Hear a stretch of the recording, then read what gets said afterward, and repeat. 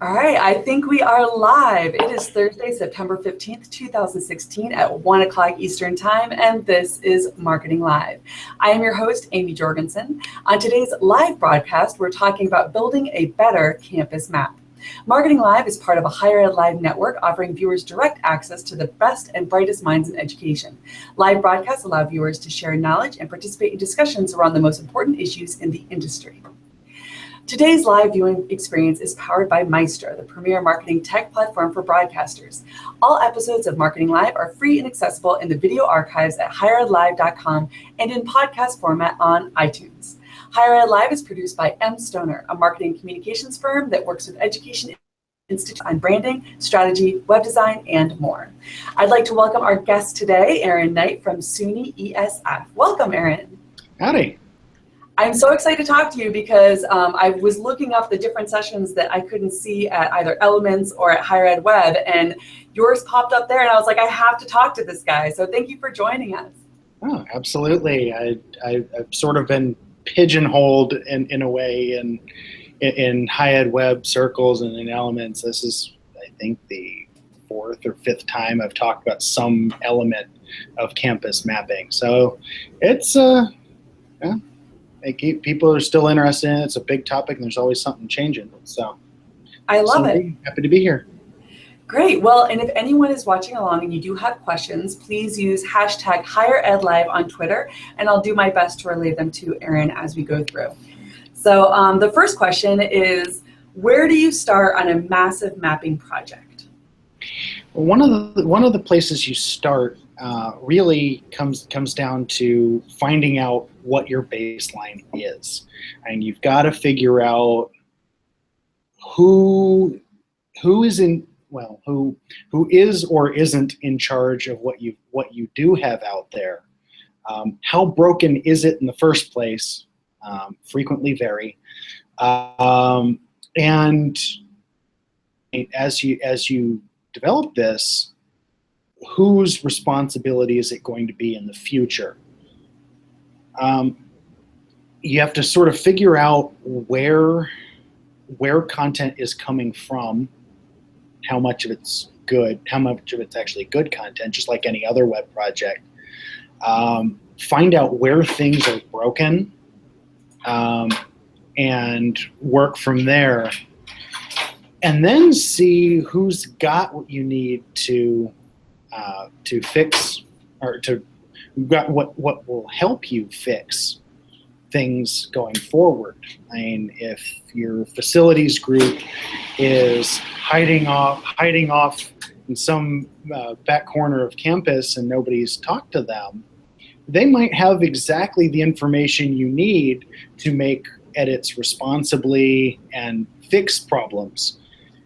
Your legal department may want to weigh in on how much detail you put out there on the web, but overall, we talk a lot in the web about accessibility, but this is about making your literal campus, your physical campus, accessible to visitors. And if you can't bring people to campus successfully, how on earth are you going to sell them on coming there in the fall?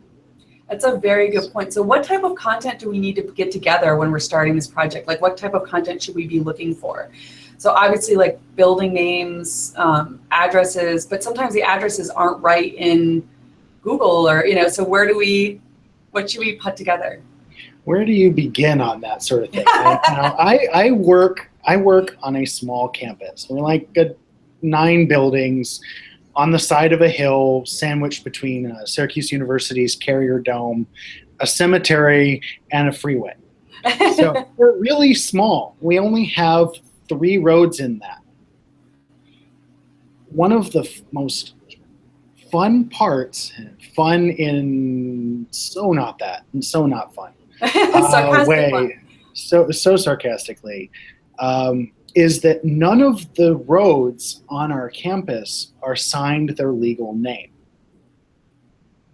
Okay. So we have a road banding the north half of campus, which has signs on it for Forestry Drive, which is our vanity address for everything. which is legally the road at the south on the backside of campus, that's what's legally actually like its 911 name. So if you call 911, that's where they'll actually locate you.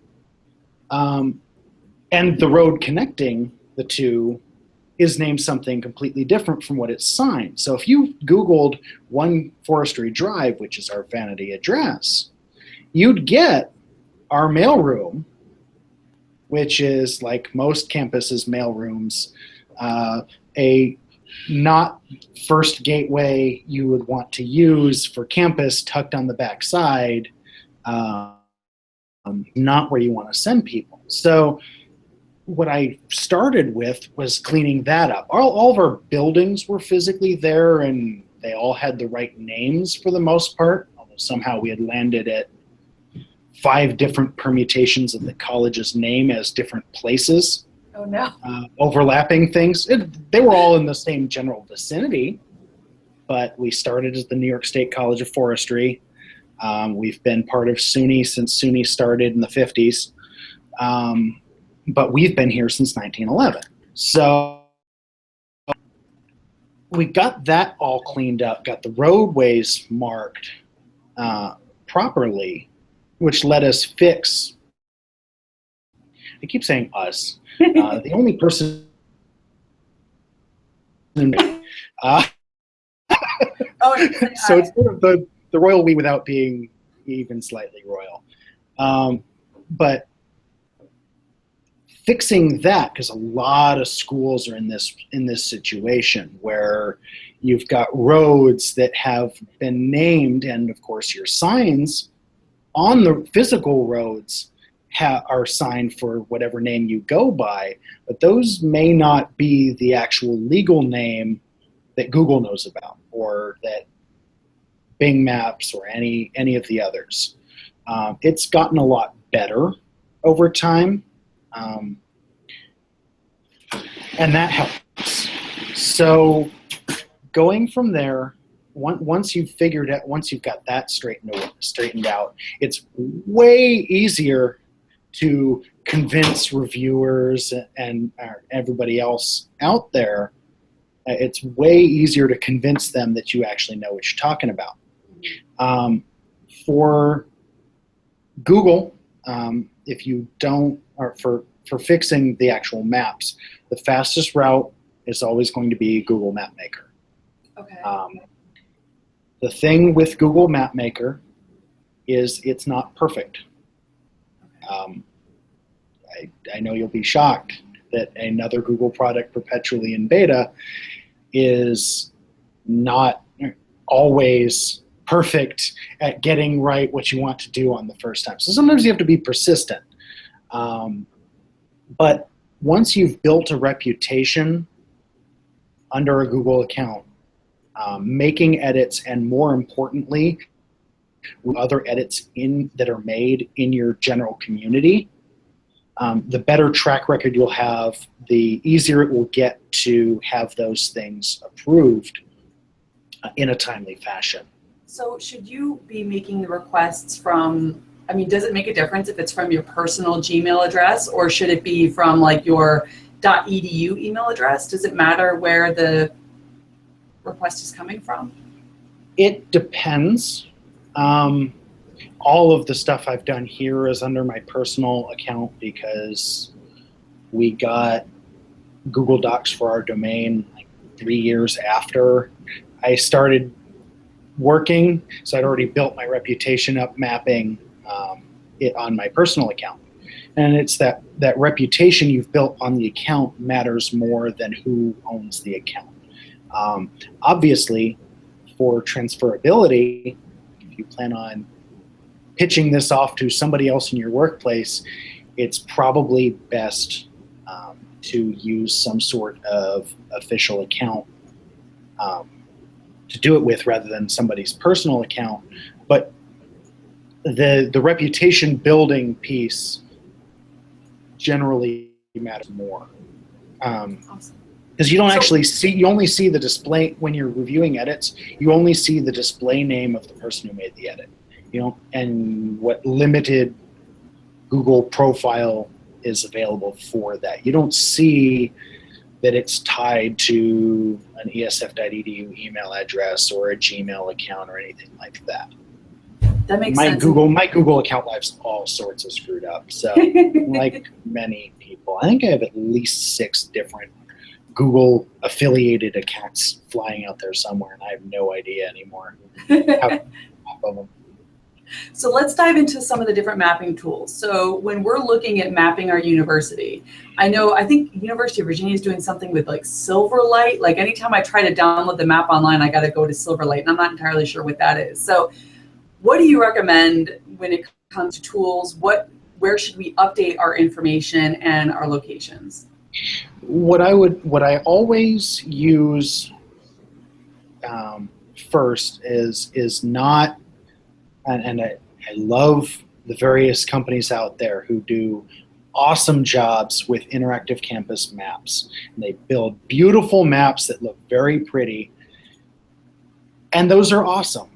But if you haven't figured out how to fix your stuff in Google Maps, Apple Maps, Bing Maps, etc., all of the places that when you ask Siri, tell me how to get there, that it'll actually use to find your way, it doesn't matter.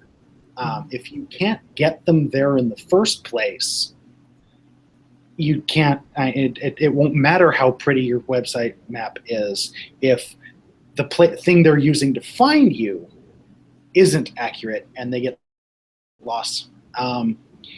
Google obviously is the big one. If you haven't used Google Maps out there, I don't know where your rock is that you're hiding under. MapQuest now has come a long way. It used to be the king of mapping. Now uses Nokia's what used to be Nokia, Here maps as their baseline most of the time. That's what Bing Maps is using behind theirs. Yahoo the same way. Most specialized apps are using OpenStreetMap data because the tiles are free. And actually, if you're starting a shoestring budget interactive map plan on your own campus and you can't afford one of the services out there, OpenStreetMap data is a great place to start because you can work with it very easily, and there's no cost inherent to directly using that data for your purposes. The reason I stumbled into all of this stuff was finding ways to make the maps good and then therefore make our campus maps look good without any budget to speak of, save my own salary line. So I'm sure none of us have ever experienced that. No, never. Every university. Oh Never. my Lord. Do everything with no money. It's like, what? do this awesome thing, and your budget is, you don't have a budget. Go.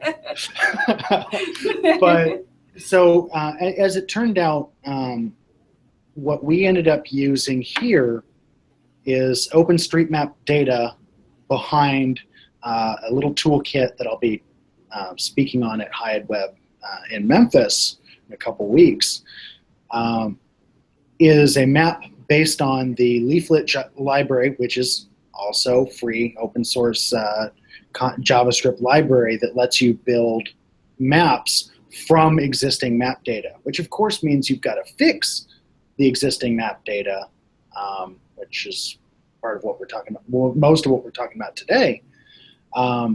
But then you can use that, and you don't have yet another engine or another system to make updates in going forward.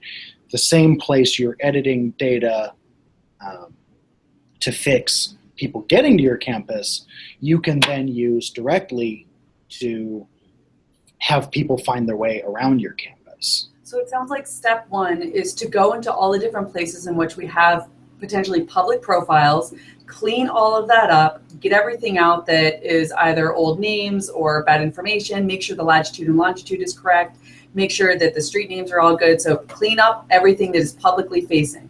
Then at that point, we can leverage building an interactive map for our campuses through one of these tools, which you said was the Google Map Maker, OpenStreetMap, and then Apple Maps, and then also, what was it, Here? Yes, here Maps. So those are your data stores. Those are where all of your public profiles live. Awesome. Apple Maps for actual map tiles, for the most part, will pull whatever OpenStreetMap has, which is nice. It gives you only really 3 tools to edit in. Largely, Google obviously is the big one. Google knows tons and tons of things, and some of them are even true. We can do on it. That's true. And those who have seen me speak on this before, my favorite example with Google Places is an actual. I noticed a Google Place in our neighboring institution, Syracuse University, that somebody had created, probably as a joke, had created a place in the center of the Carrier Dome at Syracuse University called Haywood Jablomi Hall, which everybody will chuckle because it's not on yours. And I looked at the editing history of this in Google Map Maker and Google Places, because a lot of the place actual points of interest in Google Map Maker probably started as Google Places. And I looked at the history and I go, okay, so in 2012 or 2013, an actual Google employee approved that edit, that its creation. Oh, yeah. So, and I was preparing to do a workshop on this a couple of years ago at Hyatt Webb in Buffalo. So I put in for a removal. Like, this is clearly a joke. Anybody who's ever read this would see it's pretty clearly a joke. And that was denied by a Google employee. Oh my God. Some little creative, essentially the map maker equivalent of Google bombing, managed to get that corrected with the help of my friend Jody Benedict over at St. John Fisher. And we managed to get it cleaned up. And this was what should be a clear and straightforward thing. It's clearly a joke. It clearly shouldn't be there.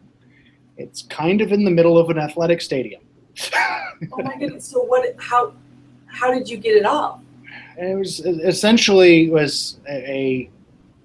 the map maker equivalent of Google bombing. Same way you associate terrible things with people you don't really like on the internet. Was to quickly redo the edit, get a bunch of concentrated reviews on it, so that it was abundantly clear that the denial was an error, and it was eventually approved.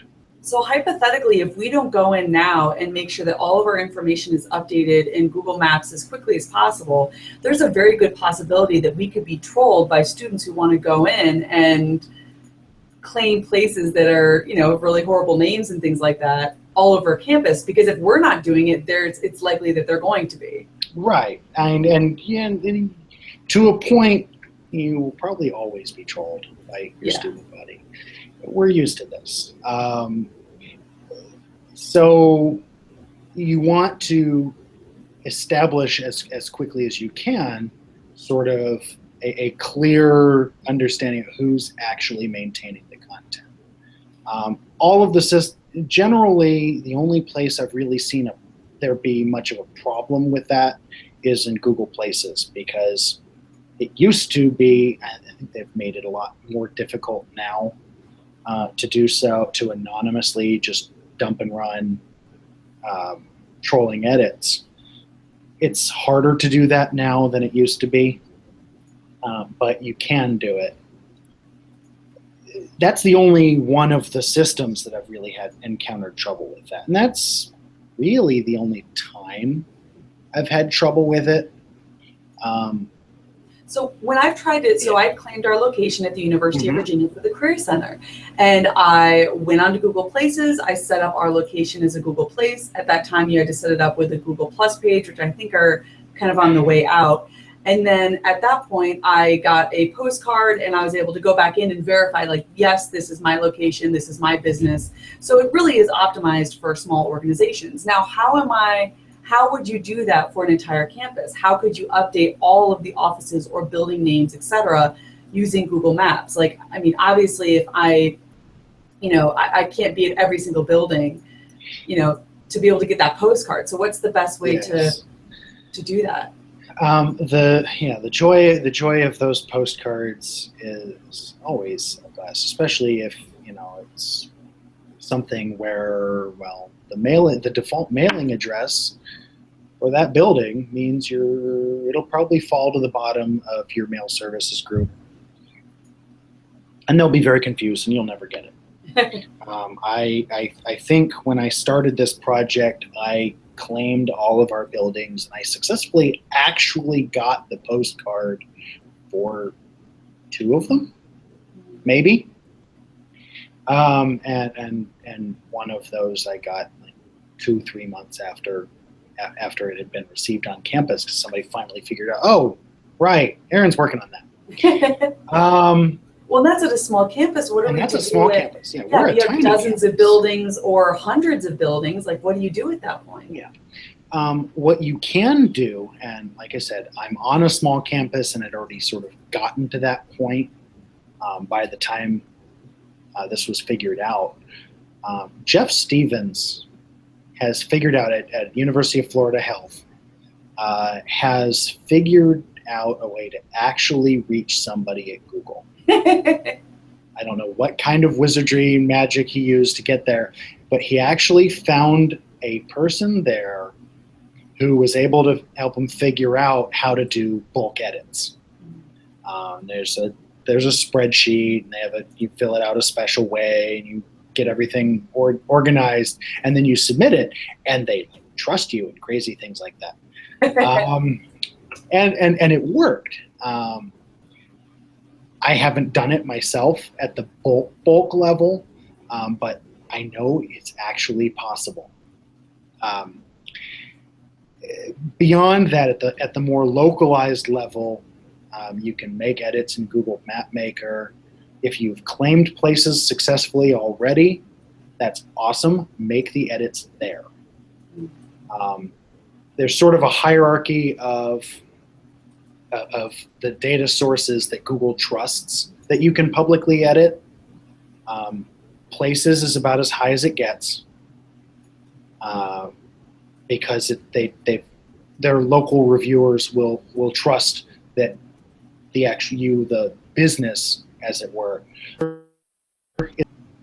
because it has a reviewing community that will try to take care of things for you, and serve as a check. Some days it works better as a check than others.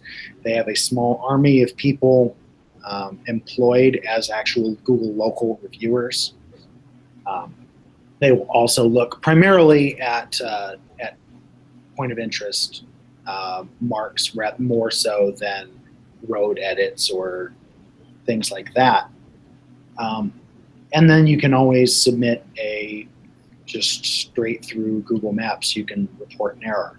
Those generally feed into MapMaker and get reviewed by that community more directly and it takes forever for anything like that to actually become live. So could you? So it's nice and complicated. Yeah. Could you explain a little bit more about OpenStreetMaps and what that tool is? So OpenStreetMap started as as the name would indicate, as an open source set of map data. Some people were out there said basically, map data as a thing, there should be some open store that knows this stuff that isn't directly in the control of major multinational corporations.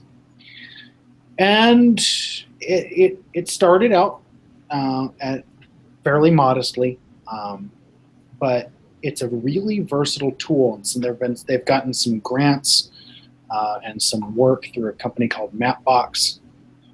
Has done a great deal of work to sort of catch up those maps. Part of the reason why Apple Maps were so roundly criticized when they first kicked Google Maps off of the iPhone and replaced it with their own was they were heavily reliant on data stores that hadn't caught up. Like Google had a huge head start in developing this vast network of map data. Some of it good, some of it bad, but it was more there. And when essentially what happened when Apple released their maps is it sort of reset the clock. Like OpenStreetMap had sort of gotten there at the time. The editing tools were a little flaky. They worked, but they weren't quite ready for prime time, and that really pushed this forward. So OpenStreetMap Mapbox helped them build a much more solid and more powerful editor that's very much like Google Map Maker for editing things. Time to live for making an edit on actually being available to the public on map tiles is fairly close to instant. It certainly is for internet speed. It's very fast at being live. There is not really a review layer, but it sort of works in much the same way as like the Wikipedia model works, where inaccuracies generally don't stay out there too long. So OpenStreetMaps is used as the foundation for Facebook, Apple Maps, Foursquare, Craigslist. Oh yeah. Bing. Am I missing anything? Or no, Bing is Here Maps. So Bing is primarily here. And Here Maps, you might have noticed years and years ago when you were looking at MapQuest or even in the early days at Google Maps, you'd see a little, in the bottom corner, they say something about copyright a company called Navtech. Yeah. Here was Nokia, which before that was Navtech. Also, and this is probably the most frustrating of the data stores to edit in. Because this data, you've probably not really heard of Here or Navtech even as a mapping provider, but they are also the mapping provider for most GPSs and navigation systems. All of that stuff is all, for the most part, Navtech data. So more often than not, this is what people are actually indirectly hitting through Bing or Yahoo or any number, including MapQuest nowadays even, are getting Here data for maps. When I went to start editing our campus in what then was still Navtech, half of our roads, I told you how crazy our roads are signed versus what they are legally, well, half of them didn't even exist. Mm-hmm. So I had to start from there. And the tools have gotten much better. They're, again, very much like MapMaker. They all have the same approach to editing data. Provide details, edit things, establish yourself as somebody who knows something about your area, hopefully, and keep submitting data until things are right. But because Navtech maps are everywhere and usually on harder to update devices, the time to live for fixing data in Here Maps can be 6 months to a year.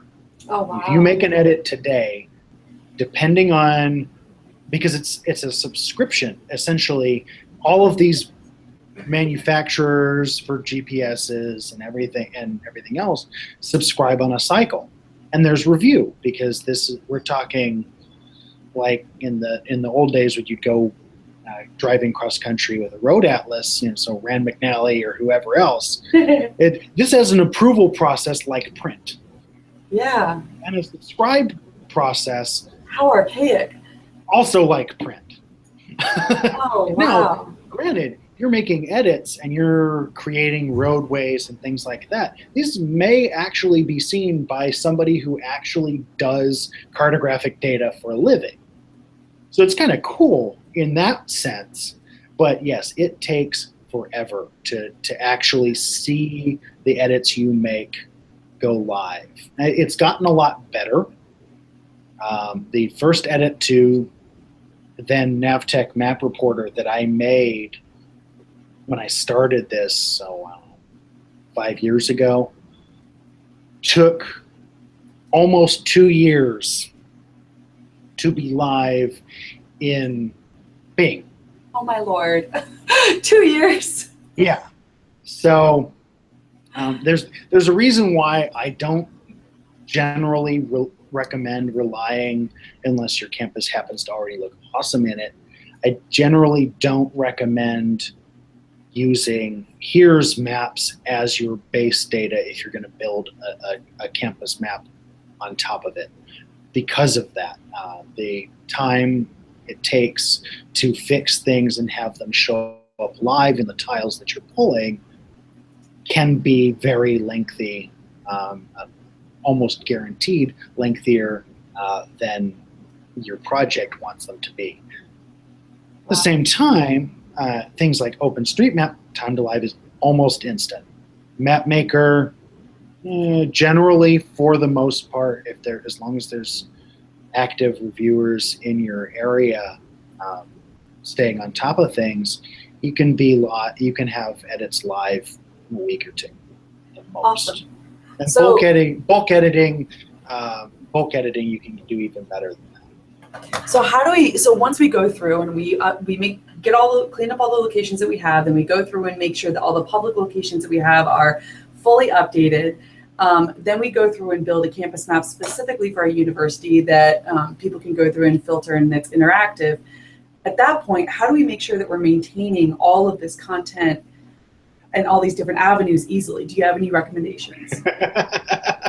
Don't laugh. I need help. No, I know, and I'm more laugh because more or less I'm still the one who keeps an eye out on our campus, and I'm no longer in our public web office. I haven't been. I hit 3 years in my current office this past Monday. Congratulations. And it's still my job to keep an eye on it, in no small part because there isn't a developer anymore in the office where I was. So it sounds like having at least one person committed to making sure the content is updated and then reviewing it. Yeah, and it ongoing. You on an ongoing basis, you really don't have to probably pay that close attention once you've gotten everything sorted out. The MapMaker editing has again, as the data has gotten better, there are a lot fewer hands in the pot. So there are a lot fewer people messing around. You can set up in Google MapMaker, you can set up watch areas essentially where it's supposed to notify you. I've never actually successfully gotten the notification outside of being in MapMaker. But in theory, you can actually set up notifications so you can be notified when something happens in your area. But ideally, worst case scenario, you're looking at least quarterly sort of checking in. Looking around, seeing everything still looks, and being proactive, especially if you're on a campus that's growing and building buildings, because you really love to add construction, usually every summer on every campus in ever. Yep. Is staying on top of it. Now, with new construction, the one thing to think about, and where you'll probably find some frustration, is if you don't have a strong editing community locally, most of the people reviewing your edits are not local, and they'll be relying on the satellite view keeping up. Yeah. We built a dorm a few years ago, and they were I had a very hard time convincing editors that this was a real thing, and this was a real building outline for what at the time on the satellite view still looked like a bunch of houses. Mm-hmm. I eventually got there, a little persistence. Google Mapmaker and all of these systems let you leave comments. You can leave links to stories about what's being built, pictures, renderings, any supporting documentation you can find, get it out there, and put it with your edits as you're making them. That way, people reviewing your edits know what's going on. Awesome. And can provide you a little bit more credibility. Like I've made Syracuse University just across the street closed a roadway and built a promenade, pedestrian only. Awesome, looks great now that it's done. It took a couple weeks for that edit to be approved because the map and it says, well, yeah, there's very clearly still a road there, and even the satellite view has at least one Centro bus, one local city bus driving down it. But provide links to the local news coverage of it and all that fun stuff, and it got approved pretty easily. So it's supporting documentation will help you. But yes, the ongoing maintenance is not nearly as daunting as it might seem. We just got to have you watch all of our campuses now. I'll get right on that. Well, I'd like to thank you so much, Aaron, for giving us so many great tips and going over some really great information. And thank you to everyone who's been watching. And thank you to our program's sponsor, M. Stoner. And make sure to check out for more shows on Higher Ed with Higher Ed Pros on higheredlive.com. And we will see you next time. Yeah, bye.